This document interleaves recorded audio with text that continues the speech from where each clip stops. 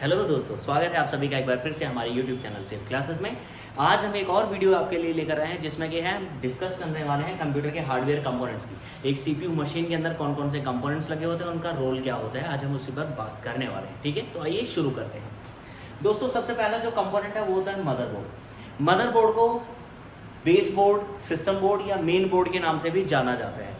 Motherboard आपका वही component है जिसमें कंप्यूटर में जितनी भी चीज़ें हैं, RAM, processor, hard disk, DVD, keyboard, mouse, monitor, printer, speaker, सब कुछ इसी से कनेक्ट होता है। अगर ये मदरबोर्ड ना हो तो आपका कुछ भी कनेक्ट नहीं होगा, और कनेक्ट नहीं होगा तो जैसी बात है, चलेगा नहीं। ठीक है, तो ये मदरबोर्ड के थोड़े अलग अलग साइज हो सकते हैं, कलर भी वेरिएबल हो सकते हैं। जैसे कि आप एक बोर्ड ये देख रहे हैं, इसका कलर ब्लू है, इसका कलर डार्क ब्राउन है, ये ग्रीन कलर, रेड कलर में भी हो सकता है। ठीक है दोस्तों, तो ये है आपका मदरबोर्ड जिसके नाम मैंने आपको बताए, जो कि यहाँ पर नाम लिखे हुए हैं। ठीक है, अब हम बात करते हैं प्रोसेसर की। प्रोसेसर के बारे में कहते हैं it is known as brain of computer. Computer को आप जितने भी कमांड्स या इंस्ट्रक्शन देते हैं, वही प्रोसेसर चिप ही प्रोसेस करा के उसके बदले में रिजल्ट जनरेट करता है। और ये है आपकी प्रोसेसर चिप, जो कि कमांड्स एंड इंस्ट्रक्शंस को एग्जीक्यूट कराती है और रिजल्ट वगैरह दिखाने में मदद करती है। ठीक है दोस्तों, ये है प्रोसेसर चिप। ये छोटी सी चिप, इसी का सब कुछ कमाल है, इसी की वजह से एक सिस्टम की पहचान होती है।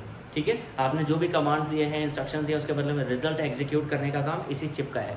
इंटरनली ये 3 पार्ट्स में डिवाइड होती है, MU memory unit, ALU arithmetic logic unit and CU control unit. ये चीज़ें अलग अलग चीज़ों को कैसे नियंत्रित करती, कैसे काम करती हैं, नीचे डिस्क्रिप्शन में प्रोसेसर का पूरा एक लिंक है जिसमें पूरे प्रोसेसर को समझाया गया है। ठीक है, तो वहाँ पर आप इस चीज़ के बारे में फर्दर जानकारी इकट्ठा कर सकते हैं। फिर हम बात करते हैं रैम के बारे में। रैम की फुल फॉर्म आप सभी को मालूम है साथियों, रैंडम एक्सेस मेमोरी। ठीक है, इसके क्या कहते हैं, it is known as temporary और प्राइमरी मेमोरी। इसे कंप्यूटर की टेम्परेरी या फिर प्राइमरी मेमोरी भी कहा जाता है। टेम्परेरी का मतलब क्या है, रैम जब किसी डेटा को लेता है, पकड़कर इसने ट्रांसफ़र करा है और जैसे ही ये रिलीज़ करता है ये भूल जाता है, तो टेम्परेरी का मतलब हुआ क्षणिक, पल भर के लिए ही इसे चीज़ें याद रहती हैं। एंड प्राइमरी का मतलब ये है, कंप्यूटर में जो भी आप डेटा सेव करते हैं वो सबसे पहले रैम के पास जाता है, तो रैम प्राइमरी हो गया, उसके बाद ये जाता है हार्ड डिस्क में। इन्हीं कारणों से प्राइमरी कहा जाता है। रैम के फंक्शंस क्या हैं, रैम डेटा ट्रांसफ़र कराने में हेल्प करता है, डिस्प्ले दिखाने में हेल्प करता है, एंड सिस्टम की परफॉर्मेंस को बढ़ाने में भी हेल्प करता है। ये 3 प्रमुख काम हैं रैम के। ठीक है, रैम आपकी कैसे होती है, ऐसे देखते हैं। ये रैम है, इसमें भी अलग अलग कैटेगरीज आती हैं, DDR1 2 3 4 5। ठीक है, ये रैम है, ये लैपटॉप की रैम है दोस्तों, छोटी रैम। अच्छा, छोटी रैम से आप ये नहीं कह सकते कि नहीं इसकी कैपेबिलिटीज़ कम है, पावर कम है, कुछ इस तरह की चीज़ें। ये डेस्कटॉप में रैम लगती हैं और ये लैपटॉप की। ठीक है, ये होती है रैम, इसका कलर भी रेड, ग्रीन या ब्लू हो सकता है। ठीक है, अब हम बात करते हैं हार्ड डिस्क ड्राइव की। आपके कंप्यूटर में 0 से लेकर 100 तक जो भी चीज़ें सेव होती हैं, वो सब कुछ इस हार्ड डिस्क के अंदर सेव होती हैं। सब कुछ इस हार्ड डिस्क के अंदर सेव होती हैं। कोई फाइल है, फोल्डर है, गाने हैं, पिक्चर है, मूवी है, वीडियो है, आपने कहीं भी रखा है, कंप्यूटर के C ड्राइव में रखा है, डेस्कटॉप पर रखा है, डॉक्यूमेंट्स में रखा है, डाउनलोड्स में रखा है, जहाँ भी रखा है वो सब इस हार्ड डिस्क के अंदर ही है। अगर मैंने आपकी CPU मशीन में से ये हार्ड डिस्क निकाल ली तो आप समझिए आपकी सारी जानकारियाँ मेरे पास। ठीक है, ये होती है हार्ड डिस्क। अब आज एक नई चीज़ और आ गई मार्केट में, जिसे SSD के नाम से जाना जाता है। अब ये SSD है क्या, सॉलिड स्टेट डिस्क या फिर ड्राइव। ठीक है, ये इसका काम भी वही है जो आपके कंप्यूटर के अंदर हार्ड डिस्क करता है। हार्ड डिस्क में डेटा स्टोर होता है, यही काम है इस SSD के अंदर भी। ये देखिए SSD, ये थिन पतली सी SSD होती है ड्राइव। ठीक है, ये लाइट वेटेड है, लेकिन फ़र्क क्या है, अगर आपको इन दोनों में से चूज़ करना है तो आप क्या करेंगे। अब यहाँ पर ये बड़ा सवाल उठता है, तो मैं बताना चाहूँगा दोस्तों, आजकल SSD लेटेस्ट है। इसलिए लेटेस्ट है क्योंकि ये आपकी हार्ड डिस्क से 10 टाइम्स फास्टर होती है, यानी कहीं ना कहीं आपके सिस्टम की परफॉर्मेंस को भी इंक्रीज़ करेगी। ये आपकी डेस्कटॉप की हार्ड डिस्क है, इतनी बड़ी साइज़ में। ये है आपकी लैपटॉप की हार्ड डिस्क, ये लैपटॉप की हार्ड डिस्क है, देख पा रहे हैं आप लोग। और इसी के इक्वली मैंने आपको दिखाया है SSD। ये देखिए, पहचान लेंगे आप लोग SSD। अलग अलग कंपनीज़ की SSDs आती हैं, अलग अलग कंपनीज़ की हार्ड डिस्क भी आती हैं। ठीक है दोस्तों, अब हम बात करने वाले हैं कीबोर्ड। कीबोर्ड से पहले मैं एक चीज़ और आपको बताना चाहूँगा। ये जो SSD है, इसके 3 टाइप्स आते हैं। एक SATA SSD, जो कि अभी आपने देखी, जो हमारे डेस्कटॉप कंप्यूटर में कनेक्ट हो रही है। ठीक है, एक आती है M.2। इसमें भी क्या होते हैं, ये दिखने में रैम जैसी होती है, जो M.2 है ये दिखने में रैम जैसी होती है और इसके अंदर 2 कट होते हैं और ये जो गोल्डन पिंस आप इस रैम में इधर देख पा रहे हैं वो M.2 में इस तरफ होते हैं। ठीक है, ये दोनों ही इक्वल है, मतलब इन दोनों की ये दोनों ही हार्ड डिस्क के मुकाबले 10 टाइम्स फास्टर है। लेकिन एक बड़ी बात आती है NVMe SSD, ये आपकी हार्ड डिस्क से 35 टाइम्स फास्ट होती है। यानी सोचिए आपके सिस्टम की परफॉर्मेंस को कहाँ पहुँचा सकती है। तो अब हम इसकी एक फ़ोटो देखते हैं ये कैसा दिखता है। तो देखा आपने NVMe फोटो आपको कैसी नज़र आ रही है, उसमें इस तरह का स्ट्रक्चर होता है। अब हम बात करने जा रहे हैं कीबोर्ड के बारे में। तो कीबोर्ड दोस्तों आप सभी ने देखा होगा, कंप्यूटर के वो सभी डिवाइसेस जिनकी मदद से आप कंप्यूटर को कमांड या इंस्ट्रक्शन देते हैं वो इनपुट डिवाइसेस की कैटेगरी में आते हैं। तो ये है आपका कीबोर्ड, जिसका अमूमन उपयोग हम किस चीज़ के लिए करते हैं, टाइपिंग करने के लिए या फिर कंप्यूटर को कमांड्स या इंस्ट्रक्शंस देने के लिए। इसमें वेरियस कीज़ हैं, ठीक है, जिसका हम उपयोग करते हैं। ये हो गया कीबोर्ड आपका। फिर हम बात करने जा रहे हैं माउस की। ये है माउस साथियों आपका, ये एक वायर बेस्ड माउस है, यानी वायर है इसमें जिसे कनेक्ट करेंगे, और एक वायरलेस माउस भी होता है दोस्तों, इसमें वायर की कोई आवश्यकता नहीं होती। तो ये कंप्यूटर को कमांड या इंस्ट्रक्शन देने के काम में आता है, या फिर किसी प्रोग्राम को ओपन करना, क्लोज करना है, डिलीट या ड्रैग करने के लिए हम माउस का उपयोग करते हैं। फिर हम बात करते हैं मॉनिटर।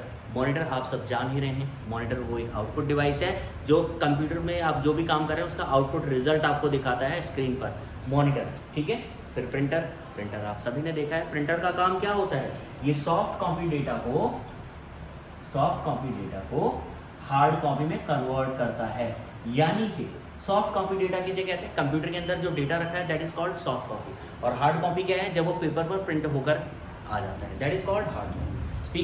स्पीकर के बारे में कुछ विशेष बताने की आवश्यकता नहीं, आप सभी को मालूम है कंप्यूटर से कनेक्ट होने के बाद स्पीकर से हम क्या करते हैं, कंप्यूटर में जैसे कोई वीडियो या ऐसा कुछ प्ले करेंगे तो उसकी वॉइस हमें स्पीकर की मदद से सुनाई देती है। और मैं आपको एक मॉनिटर भी दिखाना चाहूँगा, जैसा कि आप सभी को मालूम है मॉनिटर के बारे में।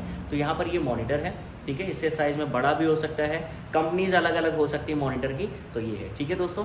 इसमें कनेक्टिविटी से रिलेटेड भी कुछ चीज़ें हैं, VGA पोर्ट है, HDMI पोर्ट है। HDMI पोर्ट वाले मॉनिटर्स की जो पिक्चर क्वालिटी है वो VGA इस पोर्ट पे कनेक्ट होने वाली केबल के मुकाबले कहीं ज़्यादा बेहतर है, ठीक है दोस्तों। प्लस इसका एक प्लस पॉइंट ये है कि अगर HDMI केबल से आपने CPU को कनेक्ट किया है तो ये साउंड को भी कैरी करता है, ठीक है। आप लोगों ने देखा होगा आजकल घर में जो टेलीविजन वगैरह रखते हैं, कुछ लोग करते क्या है, सिर्फ CPU मशीन खरीदते हैं और HDMI केबल की मदद से अपनी CPU मशीन को अपने घर के टीवी से कनेक्ट कर लेते हैं। तो जब आप कंप्यूटर में कोई म्यूज़िक प्ले करते हैं तो वो आवाज़ टीवी में सुनाई देती है, किस वजह से, अब वो आवाज़ टीवी तक जा कैसे रही है, टीवी में स्पीकर है हमें समझ में आ रहा है, लेकिन वो आवाज़ जा कैसे रही है, तो ये कंप्यूटर की जो वॉल्यूम है वो HDMI केबल की मदद से उस टीवी तक जा रही है, फिर टीवी के स्पीकर वो हमें सुना रहे हैं। तो ये इसका एक प्लस पॉइंट है, ठीक है। फिर हम बात करते हैं यूपीएस कंप्यूटर के लिए एक छोटे इन्वर्टर की तरह काम करता है, जिसमें सिंगल या डबल बैटरी हो सकती है। सिंगल बैटरी है तो आपके सिस्टम को 8 से 10 मिनट तक का पावर बैकअप देती है, और डबल बैटरी है तो उसका बैकअप टाइम बढ़ जाता है, ठीक है। इसकी फुल फॉर्म होती है अनइंटरप्टेड पावर सप्लाई। और यूपीएस की फोटो कैसी दिखती है, जी हाँ दोस्तों, ऐसी दिखती है, ठीक है। फिर हम बात करते हैं SMPS की। SMPS क्या है, ये होता है SMPS। अभी मैं आपको एक CPU मशीन भी दिखाऊंगा कि ये SMPS उस मशीन में कहाँ पर लगी होती है। इसका फुल फॉर्म होता है switch mode power supply. Actual में इसका काम क्या है, इसका काम होता है कि हमारे घर में जो लाइट आती है, हमारे घरों में जो लाइट आती है वो 210-220 वाट के आसपास करंट आता है। अगर ये डायरेक्ट करंट हमारे मदरबोर्ड, रैम, प्रोसेसर और हार्ड डिस्क तक पहुँच जाए तो ये सारी चीज़ें जल जाएंगी। अभी देखिए एक CPU मशीन है, इसके अंदर देखिए ये SMPS यहाँ पर लगा हुआ है, इसमें बहुत सारी वायर्स हैं, कुछ SSD में कनेक्ट होती हैं, कुछ DVD राइटर में कनेक्ट होती हैं, कुछ मदरबोर्ड पर कनेक्ट हो रही हैं। तो certain and limited amount of power इन्हें रिक्वायर्ड जितनी बिजली की आवश्यकता होती है उतनी उपलब्ध कराता है। इसका मेजर काम क्या है, हमारे घरों में जो करंट आता है वो आता है alternate current, up down up down up down, ठीक है दोस्तों, अल्टरनेट करंट। बीच में ये SMPS करता क्या, उसे SMPS को शॉर्ट में पावर सप्लाई के नाम से भी जाना जाता है, इसे वो DC करंट में कन्वर्ट करता है। अब इसे आसानी से समझते हैं। मान लीजिए आप एक ऐसे सड़क पर सफ़र कर रहे हैं जो टूटी फूटी है, तो यहाँ पर आपका सफ़र आरामदायक नहीं रहेगा, गाड़ी आप तेज़ स्पीड में नहीं चला सकते, गाड़ी की माइलेज अच्छी नहीं आएगी और उसके कल पुर्जे भी खराब होने के चांसेस बहुत ज़्यादा रहते हैं, और छोटा सफ़र आप ज़्यादा समय में तय करेंगे, यानी अपेक्षाकृत अधिक समय लगेगा। लेकिन जब आपको एक फ्लैट रोड मिलेगी, जैसा कि आजकल इंडिया में एक्सप्रेसवेज, हाईवेज वगैरह बन रहे हैं, तो उस पर आपकी गाड़ी की माइलेज भी अच्छी आएगी, सफ़र आरामदायक रहेगा और जो है कि आप ज़्यादा लंबी दूरी को कम समय में तय कर सकते हैं। तो वही काम करता है आपके सिस्टम के लिए कहीं ना कहीं ये पावर सप्लाई। ये जब एक कंटिन्यूस फ्लो में बिजली उपलब्ध कराता है motherboard, RAM, processor, hard disk के लिए, तो कंटिन्यूस एक परफॉर्मेंस के साथ या फिर लगातार एक ही तरीके से काम करते रहते हैं, जिससे आपका सिस्टम कहीं बेहतर काम कर पाता है।